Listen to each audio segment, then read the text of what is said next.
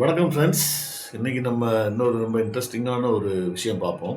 அதாவது அந்தரம் எப்பயுமே நீங்கள் கேள்விப்பட்டிருப்பீங்க, ரொம்ப இருட்டாக இருக்கும். அதே இது பூமியில் பார்த்தீங்கன்னா வெளிச்சம் இருக்குது, நம்மளுக்கு வெளிச்சம் கிடைக்கிது. ஏதாவது ஒரு பகுதியில் இருக்கும், ரைட்டா? பூமியின் பாதி பகுதியில் வெளிச்சம் ஒரு நேரம் இருக்கும். இன்னொரு பாதி பகுதியில் இன்னொரு பாதி நேரத்தில் வெளிச்சம் இருக்கும். கொஞ்சம் டைம் டிஃப்ரென்ஸ் ஆகும். கரெக்டாக 12 ஹவர்ஸ்ன்னு சொல்ல முடியாது, கொஞ்சம் டிஃப்ரென்ஸ் வரும். இது எதனால் ஏற்படுது? அந்தரத்தை தாண்டி தானே சூரிய ஒளி நம்ம இங்கே உள்ளே வருது, பூமியை தொடுகிறது, அடைகிறது. அப்புறம் எப்படி பூமியில் மட்டும் வெளிச்சம் இருக்குது, அதே இது அந்தரத்தில் இருட்டாக இருக்குது? என்னைக்காவது நீங்கள் இதை பற்றி யோசிச்சிருக்கீங்களா?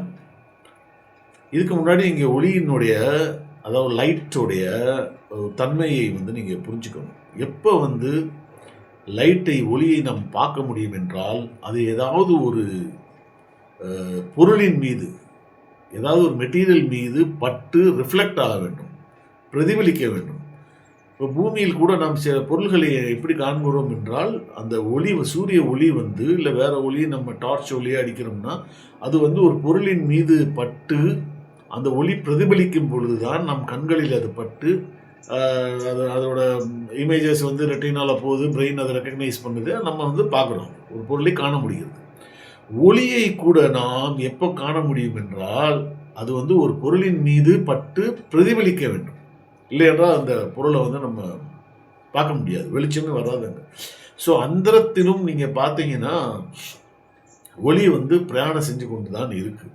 ஸ்ட்ரெயிட் லைனில், லைட் ட்ராவல்ஸ் என்ன ஸ்ட்ரெயிட் லைன், நேரம் பிரயாணம் பண்ணிக்கிட்டு தான் இருக்குது.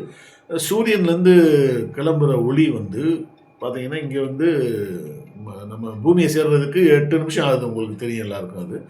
அதோடைய speed 3 × 10⁸ metres per second. 3 × 10⁸ metres per செகண்ட்னா கிட்டத்தட்ட 3 லட்சம் கிலோமீட்டர் பர் செகண்ட். நொடிக்கு, ஒரு நொடிக்கு 3 லட்சத்தி சொச்ச கிலோமீட்டர் ஒளி பிரயாணம் பண்ணுது. ஸோ அந்த ஸ்பீடில் பிரயாணம் பண்ணி அதுக்கு சூரியன்லேருந்து பூமியை அடையிறதுக்கு 8 நிமிஷம் ஆகுது. ஸோ ஸ்பேஸில் அந்தரத்தில் எந்த ஒரு பொருளுமே அதுக்கு ஒரு இடையூறாக இல்லை. சப்போஸ் ஏதாவது இடையூறாக இருந்தால் அது பிரதிபலிக்கும். அதுக்கு உதாரணம் பார்த்தீங்கன்னா நிலா. நிலவு அதுக்கு நடுவில் அது வந்துச்சுன்னா அது மேலே பட்டு அந்த ரிஃப்ளெக்ட் ஆகக்கூடிய, பிரதிபலிக்கக்கூடிய அந்த ஒளி நம்மளுக்கு பூமியை அடைகிறது, நாம் நிலவை காண முடிகிறது. ஸோ இதுதான் மெயினான காரணம். அந்தரத்தில் எவ்வளோதான் இருட்டாக இருந்தாலும் நம்ம அதை அந்த ஒளியை காண முடியவில்லை. காரணம், எந்த ஒரு தடங்களுமே அதுக்கு இல்லை. அது ஒளியை தடைப்பட்டால் தான் அந்த ஒளி சிதறல் ஏற்படும், ஒளி பிரதிபலிக்கும், நாம் ஒரு பொருளை காண முடியும். இப்போ பூமியில் உள்ள நுழைஞ்ச உடனே பார்த்தீங்கன்னா அட்மாஸ்பியரில் இருக்கக்கூடிய சில சமயம் சில பார்ட்டிகல்ஸ் இருக்குல்ல. அப்போ மழை பெஞ்சு முடிஞ்ச உடனே நம்ம ரெயின்போவை பார்க்குறோம், வானவில். அந்த சின்ன துகள்கள் அதை இடமறிக்குது ஃபஸ்ட்டு பார்த்தீங்கன்னா. ஸோ அதனால் நம்ம அந்த வானவிலை பார்க்கணும், ஸ்பெக்ட்ரம்னு சொல்கிறது, அதை பார்க்க முடியுது. அதை தாண்டி பூமிக்கு வரும் பொழுது பூமியில் பலவிதமான, பூமி மொத்தமும் அது ஒரு அதோட ஒளியை வாங்கி பிரதிபலிக்கிறது. ஸோ ஒவ்வொரு பொருளும் அது சூரியனுடைய அந்த ஒளி, இந்த இங்கிலீஷ் ஆங்கிலத்தில் என்ன சொல்லுவாங்க, ஒயிட் லைட் ரேஸ்ன்னு, ஒயிட் லைட் ரேஸ்ன்னு சொல்கிறாங்களே. இப்போ நாம் காணும் பொழுது நம்ம பார்த்த மாதிரி ஒரு ஒளி ஒரு பொருளின் மீது பட்டு அது பிரதிபலிக்கும் போது நம்ம அந்த பொருளை காண முடியுது. அதே மாதிரி அதோட கலரை, அதோட நிறத்தை நம்ம எப்படி அடையாளம் கொள்கிறோம் என்றால், அந்த நிறத்தை மட்டும் அது வாங்கி கொண்டு எல்லா இதையும் ரிஃப்ளெக்ட் செய்துவிடும், எல்லா இதையும் அப்சர்வ் செஞ்சு கொண்டு அந்த குறிப்பிட்ட நிறத்தை மட்டும் அப்சர்வ் செய்யாமல் ரிஃப்ளெக்ட் செஞ்சு விடும்.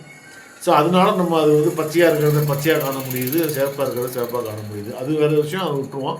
அப்போ பொதுவாக ஏன் பூமியில் வெளிச்சம் இருக்குன்னா, ஒளியை தடை செய்ய வேண்டும்.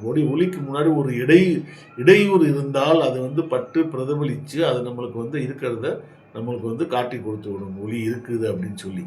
இல்லைன்னா அந்தரம் மாதிரி ஒரு இடத்துல எந்த ஒரு பொருளுமே இல்லாதனால ஒளி தடை இல்லாமல் பிரயாணித்து கொண்டே இருக்கும். நம்ம எந்த ஒரு பொருளையும் பார்க்க முடியாது. காரணம் அந்த அங்கே ரிஃப்ளெக்ஷன் கிடையாது. அதனால் அது பிரயாணித்து கொண்டே இருக்கும். சரியா? இந்த வீடியோ உங்களுக்கு பிடிச்சிருந்தா, இந்த தகவல் உங்களுக்கு பிடிச்சிருந்தா அதை லைக் பண்ணுங்கள், ஷேர் பண்ணுங்கள், சப்ஸ்கிரைப் பண்ணுங்கள். இதே மாதிரி இன்னொரு தகவலோட இன்னொரு புது காணொளியில் சந்திப்போம். நன்றி, வணக்கம்.